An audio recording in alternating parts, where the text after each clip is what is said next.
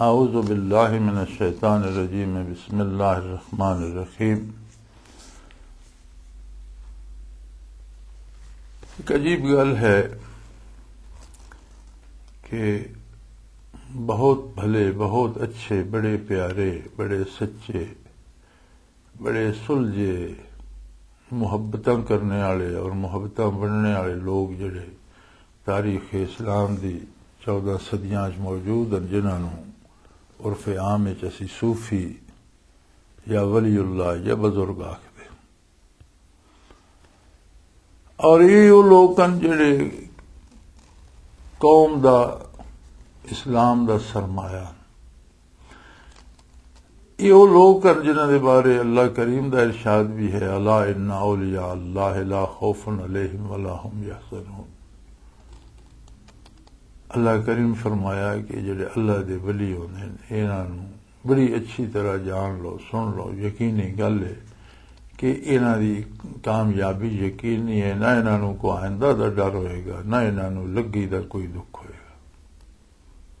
ला खौफुन अलैहिम वला हुम यहज़नून, खौफ आने वाले हादसे दा डर होंदा, हुज़न जो कुछ कर बैठे उस ते अफसोस होंदा कि ये कौम जिहड़े कामयाब हो गए। लेकिन एक अजीब गल है कि तमाम सूफिया ने किसी न किसी वेले शेर आखे, और ये गल सिर्फ सूफिया ताई नहीं, ये अफजल बशर बादल अंबिया सैयदना अबू बकर सिद्दीक रज़ी अल्लाह अन्हु ने भी शेर आखे, सहाबा कराम ने भी शेर आखे, ताबीन तबा ताबीन भी ऐसे लोग उन खैरुल कुरून दे लोग भी शेर हो, और साहबी मशहूर शायर भी हो, लेकिन कुछ ना कुछ शायरी हिस्सा हर पाकीज़ा दिल ने पाया। इसदी जिहड़ी मेरी समझ चाहिए एक बड़ी खास वजह कि हर तालिब या हर सूफी या हर वली दा सफर एक मकाम तो शुरू होंदा, इब्तदा होंदी मुहब्बत दी, इब्तदा होंदी प्यार दी, किसी जगह तो, किसी मोड़ तो, जिंदगी दे किसी लम्हे एक मुहब्बत शुरू होंदी, इब्तदा। सफर मुहब्बत दा जिस वेले शुरू होंदा ते ज्यों ज्यों मुहब्बत महबूब दी वधदी है, ज्यों ज्यों सफर अगां चलदा, ज्यों ज्यों मुहब्बत वधदी है, तो फिर एक ऐसी कैफियत पैदा हो वैंदी है दिल च कि एक तो दिल च लताफत आ वैंदी है, दूसरा एवे में फिर जिहड़ी उसदे दिल दीयां कैफियत वो लबां ते आउण लग पौंदियां और वो शेर दे सांचे ढलन लग पौंदे। जिस तरह पीर मेहर अली शाह साहब फरमाया, अज जिंदड़ी उदास घनेरी है, अज सिक मित्रां दी वधेरी है। यानी वो एक कैफियत होंदी है कि वो उसनों वसल दी तलब, महबूब नाल मिलने दी, वेखने दी आरज़ू, वो जज्बात इस कदर भड़क देन कि हुण है इस नाए राह विच और उसदी तलब एवे कि मैं रूबरू होवां। ते इत्थे आके तकरीबन हर सूफी ने कुछ ना कुछ आख्या। ये अलग गल है कि बाज मारूफ हजरात दीयां चीजां तबाह हो गईयां, बाज ने बहुत ज्यादा आख्या और उन्हां दीयां तसनीफात बन गईयां, बाज ने थोड़ा आख्या, बाज दीयां चीजां लिखियां गईयां, बाज दीयां ना लिखियां गईयां। लेकिन ये वेला हर सूफी ते आउंदा, जिस वेले इश्क दी इब्तदा चो अगे चलदा, जिस वेले इश्क बलूगत और जवानी दे नेड़े पहुंचदा ना जी, ते फिर उस एक तड़प पैदा होंदी है, उसनूं आरज़ूए वसल बेकरार कर देंदी और वो बड़ियां उसदे अंदर दियां और दिल दी गहराई दियां गल्लां और बड़ियां पुरमगज़ और बड़ियां पुरदर्द गल्लां होंदियां जिहड़ियां आउंदियां। लेकिन ये भी याद रखो कि ये सूफी पेशावर शायर नहीं होंदा, शायरी कोई इन्हां दा पेशा नहीं होंदा या शायरी कोई इन्हां दा फन नहीं होंदा। इन्हां ये जज्बात दा इजहार करदे और बहुत खूबसूरत अंदाज और बड़े दर्द दे नाल करदे और बड़ी सच्चाई दे नाल करदे। लेकिन जिहड़े इन्हां चो वासिल हो जान, किसी ऐसी मंजिल ते पहुंच जान जिथे जलवा यार सामने आ जाए, मैं कई दफा अर्ज कर चुका कि वसूल इल्लाह दी हद नहीं, इंतहा कोई नहीं, लेकिन एक मकाम ते जाके ते वसूल दी इब्तदा तो हो वैंदी है, वासिल होने दी इब्तदा तो हो वैंदी है, तजल्लियात ज़ाती दा मुशाहिदा शुरू तो हो वैंदा, अगरचे वो शुरू हो के होर तलब वधा देंदा और बंदा होर अगां तो अगां टुरदा ही रहिंदा, लेकिन वसूल हक जिथे नसीब हो वैंदा ना उत्थे जाके सूफी शायरी छोड़ देना ना, अंदर फिर वो दर्द उठदा, फिर वो वसल दियां लज़्ज़तां च गुम हो वैंदे। जिस वेले वेखो अपनी आलम बेखुदी सरशार बैठे होंदे, फिर वो उन्हां दा वो जिहड़ा ना शोर करना या दुख दा इजहार या कराहना या वो जिहड़े जुमले वो नहीं उन्हां चलांदा, फिर वो वसल दी लज़्ज़त च महब हो वैंदे, फिर वो गल्लां ही घट करदे, बगैर जरूरी गल उन्हां दे मूंह चों नहीं निकलदी, बगैर जरूरत दे किसी नूं मिलदे नहीं।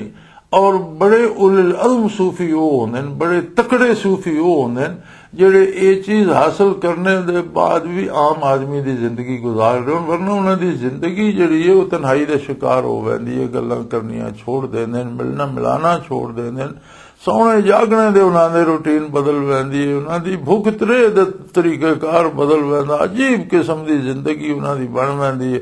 वो अपना हर लम्हा जेड़ा वो वसूल हक च गुजारी जा रहे होंदे, उन्हां नूं किसे दे उस नाल परवाह ही नहीं होंदी कि हो रहा के नहीं हो रहा। और बड़ी हिम्मत है, क्योंकि अंबिया अलैहिमुस्सलातु वस्सलाम ते कदी जज़ब नहीं आउंदा, नबी अल्लाह दा बहुत बड़ा मकबूल होने के बावजूद जिंदगी आम आदमी दी गुजारदा, इस वास्ते हर आम आदमी ते भी नबी दी इताअत फर्ज होंदी है। नबी ऐसी जिंदगी नहीं गुजारदा अमलन कि वो कुछ लोग उस तरह गुजार सकन, बाकी नहीं, बल्कि आम वली भी कामिल अगर होवे और अल्लाह उसते मेहरबानी फरमाए तो जितना कमाल च पहुंचदा इतनी उसकी जिंदगी अमूमी होंदी। साडे ते के मुगालता पै गया ना कि जेड़ा बहुत ज्यादा वली हो जाए वो पागल हो वैंदा, जेड़े मजलूब हो वैंदे उन्हां दा एहतराम बजा, लेकिन उन्हां दा लिहाज असीं इतना ही कर सकने कि उन्हां नूं उन्हां दे हाल ते छोड़ दिता जाए, वरना मजलूब होना कमजोरी दी दलील है कि बर्दाश्त नहीं कर सकिया पागल हो गए। अकल जिसले दिमाग मारूफ हो गया तो शरई तौर पर भी वो मरफूल कलम हो गया, अल्लाह ने भी उससे वो जितने तक अकल सलामत है उतने तक बंदा शरीयत दा मुकल्लफ है, अकल ही जानती रही शरीयत दा मुकल्लफ भी न रहा, जो मर्जी करदा फिरे, लेकिन उसका मामला रब नाल है। असी ये आख सकने वो जाने तो उसका रब जाने। ये जी दुनिया भज पाउंदी ना मजलूबा पिछे अपनी गल्लां मनाउण वास्ते, मुरादा पूरियां करने वास्ते, इन्हां नूं ये शऊर कोई नहीं, बस जिस बंदे नूं अपनी जरूरत का एहसास नहीं रहे तुहाडे दुखां के करेगा। लेकिन ये कमजोरी है, हकीकत यह है कि कमजोरी है।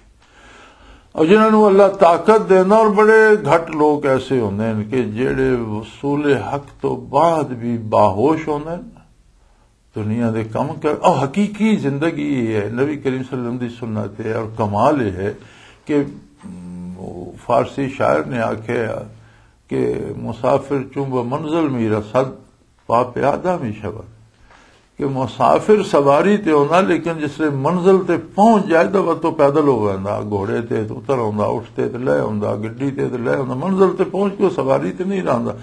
अगरचे राह तसव्वुफ लोकां नालों हट के मुजाहिदे करदे, मेहनतां करदे, अल्लाह अल्लाह करदे, चलाकशियां करदे, जो करदे, इबादत करदे, लेकिन जिस वेले मंजिल ते पहुंच वैंदे तो उन्हां दी जिंदगी फिर आम आदमी वाली हो वैंदी। आम लोकां दे नाल रहना पाना, खाना पीना, उमूरे दुनिया, मजदूरी, कारोबार, पता नहीं लगता कि यह बंदा कोई खास है, बिल्कुल आम जिंदगी। ऐसे लोग सदियां चो ने। तेरी शायरी की गल जी मैं अर्ज की, मैं अपना जो कुछ मेरे इलम च मैं तो अर्ज कर सकना ना, मेरी इलम में जो रब ने दिता वो ये है कि जिस वेले ये तलब वधदी है तो हर सूफी दे जबान ते शेर आउंदे ने, और जिस वेले कोई वासिल बिल्ला हो, अगर कोई उससे हाल च रहे तो सारी उम्र शेर आखदा दुनिया तो टुर वैंदा। लेकिन किसी नूं अगर कोई तजल्ली वसल दी मिल जाए फिर उसकी सूरत बदल वैंदी है, फिर उसको शेरो शायरी छुट वैंदी, फिर वो अपनी उस सरशारी च लग वैंदा। मंजिल ते पहुंच गया, फिर उसमें सवारी दी या राह पुछने दी उन्होंने केड़ी जरूरत है, फिर वो विसाले महबूब विच, कुर्बे इलाही विच और विसाल दियां लज़तां विच मसरूफ हो वैंदा। फिर वो कम दुनिया दे तां करदा रहिंदा, लेकिन महज एक जिम्मेदारी समझ के दुनिया दे कम्मां दी लज़त उसदे सामने कोई नहीं होंदी, दुनिया दे खाने दी लज़त दी कोई हैसियत नहीं रहिंदी, दुनिया दे आरामो आसाइश दी हैसियत कोई नहीं रहिंदी उसदी नज़रां च। अगर अहमियत रह वेंदी है तो वसूले इलाही दी, कैफियत वसल दी और उन्हां लज़तां च फिर उस ये फिर अजीब जी जिंदगी वो गुजारदा। ये वो ही जानन जिन्हां नूं रब ने उस मंजिल ते पहुंचाया। ये कुछ शेर कोशिश मैं भी की, कोई 6-7 मजमूए मेरे उर्दू शायरी दे भी है कि पंजाबी दी भी छोटी जी किताब है दिल दरवाजा। पंजाबी दी गजल मैं आखी, तेरियां गल्लां कर कर थके मेरे शहर दे सारे लोग, तेरियां गल्लां कर कर थके मेरे शहर दे सारे लोग, ताने मारन मैं खुश होवां सादे वेख विचारे लोग। बाजों इश्क न दारू कोई दस्से कौन इन्हां नूं, बाजों इश्क न दारू कोई दस्से कौन इन्हां नूं, सड़दे उमर गुजारी जांदे ए दर्दां दे मारे लोग। जिवें चन बदलां विच आया जुल्फां अंदर चेहरा, जिवें चन बदलां विच आया जुल्फां अंदर चेहरा, हिक निगाह नसीब हो जावे जांदे मन दे सारे रोग। जिवें चन बदलां विच आया जुल्फां अंदर चेहरा, हिक निगाह नसीब हो जावे जांदे मन दे सारे रोग। खेश कबीला किथे रिया तन दी होश न रही, खेश कबीला किथे रिया तन दी होश न रही, हिक हिक पल दा मुल न कोई जांदे इश्क तो वारे लोग। खेश कबीला किथे रिया तन दी होश न रही, हिक हिक पल दा मुल न कोई जांदे इश्क तो वारे लोग। दर्द इश्क दा हिक्को काफी सब तो वड्डा साथी, दर्द इश्क दा हिक्को काफी सब तो वड्डा साथी, बिन इश्को पे दर दर फिरदे लभदे फिरन सहारे लोग। दर्द इश्क दा हिक्को काफी सब तो वड्डा साथी, बिन इश्कों पे दर दर फिरदे लभदे फिरन सहारे लोग। दर्द इश्क दा सीने अंदर चेहरे ते मुस्कान, दर्द इश्क दा सीने अंदर चेहरे ते मुस्कान, रखनी लाज इश्क दी औखी कर नहीं सकदे सारे लोग। दर्द इश्क दा सीने अंदर चेहरे ते मुस्कान, रखनी लाज इश्क दी औखी कर नहीं सकदे सारे लोग। सूली चढ़ना कोई नहीं औखा, औखा है घुट भरना, सूली चढ़ना कोई नहीं औखा, औखा है घुट भरना, हिक कतरा पी के नच पैंदे छोटा ज़र्फ बेचारे लोग। हिक कतरा पी के नच पैंदे छोटा ज़र्फ बेचारे लोग। इस वही गल आ गई ना कि सूली चढ़ने की गल मुश्किल नहीं, गल यह है बस जो राज अल्लाह ने अता कीते उसनू सीने च रखना दी हिम्मत नहीं है। जो लबा ते आ गया तो सूली चढ़ना पै गया, औखा तो उस राज नू रखना सी। मौत ने तो अपने वेले ते आना, मौत का तो कोई दुख नहीं कि मर क्यों गया। असल गल यह है वो राज की हिफाजत न हो। एक कतरा पी के नच पैंदे छोटा ज़र्फ बेचारे लोग। थोड़ी जी तजल्ली पई तो फिर मजबूर हो गए। पी समुंदर घुट भर छड़िया खबर न किसे ताई, पी समुंदर घुट भर छड़िया खबर न किसे ताई, ए फकीर है कम मर्दां दा मर्द नहीं होंदे सारे लोग। पी समुंदर घुट भर छड़िया खबर न किसे ताई, ए फकीर है कम मर्दां दा मर्द नहीं होंदे सारे लोग। होर इस बतेरियां चीज़ां किसी ने शौक होवे तो ये तुसीं लैके वेख सकते हो। दिल दरवाजा ना है इसदा, इसे मौजू ते बहस की गई। अक्सर इस दियां गज़लां या इस दे विच कोई जिहड़े मुख्तलिफ अकसाम नज़मां भी हैं, लोड़े भी हैं, जो कुछ है ये जिसे पंजाबी दे रुबाइयां जिन्होंने आदे वो भी हैं जिहड़े तुसीं वेख सो। ते एक गल मेरे ख्याल दे मुताबिक ये गल हर बंदे पढ़ने वाले नूं खुद समझ आउंदी चली जाएगी कि किस कैफियत दे अंदर सूफी शायर बनदा। आम शायरी तो सूफी शायरी च एक बड़ा फर्क है। आम शायरी च एक अल्लाह पाक ने इजहार दी खुदादाद सलाहियत रखी होंदी, अल्लाह पाक ने महसूस करने दी उसे एक सलाहियत रखी होंदी। ओ वाकयात आलम या माहौल या इर्द गिर्द या माशरे जो कुछ होंदा बाकी लोगों की निस्बत शायर उस तो ज्यादा मुतासर होंदा, उसनू अपने दिल ते लैंदा। फिर उसदे दिल चो जेड़ा ओ आवाज निकलदी है वो अगर किसी दे दुख ते तो दुख भरी होंदी है, किसी दी खुशी ते तो तिराना बन वैंदी है। वो आवाज फिर शायरी और शेरा ढल ढल के बाहर आउंदी है। एक अजीब किस्म दी मखलूक है। अगर ये इस तो हट वंजन यानी इस्तेदाद तो होंदी है, लेकिन उस इस्तेदाद नू अगर गलत पासे इस्तेमाल करन तो कुरान करीम ने आख्या वश्शुअराओ यत्तबिहुमुल गाबून कि अगर शायर गुमराह हो जाए तो दुनिया भर दे गुमराह उसके पीछे टुरन लग पौंदे। वफी कुल्ले वादी यहीमून और हर वादी च जात पांदे ने, हर मौजू ते ये फिर गल्लां करदे। वयकूलून मा ला यफअलून, पर जिहियां गल्लां करदे जिहड़ियां आप उन्हां ते अमल नहीं करदे ते लोकां नूं वो गल्लां सुनाई रखदे ने। अगर वो गुमराह होवे ते एक मखलूक दी गुमराही दा सबब बन जांदा। लेकिन अगर इन्हां सारियां हिस्सा नूं महसूस करने की कुव्वत नूं और बयान करने की कुव्वत नूं वो बेहतर तरीके नाल इस्तेमाल करे तो फिर ये लोगों की इसलाह का कम भी दूसरों नालों बहुत ज्यादा करदे। ये होने वो शायर जिन्हां नूं कुदरती तौर पर अल्लाह ने शेर आखने की सलाहियत अता की होंदी और जिन्हां दे वजूद का खासा होंदा कि उन्हां दे दो हिस्सा उन्हां दी ज्यादा लतीफ होंदियां। महसूस करने की हिस्स भी एक आम आदमी उस वाक्या वेख के गुजर वंदा, लेकिन शायर उसनू वेख के एक पत्ता दरखत तो गिरदा हुण किसी ने के दरखत तो पत्ते पत जाते गिरदे पे, लेकिन शायर गिरदे तके तो तुसी कितनियां गजलां कितनियां नज़मां इसते वेख सो कि एक पत्ता गिरदा शायर ने तकिया तो उसने कैसे शेर आखे।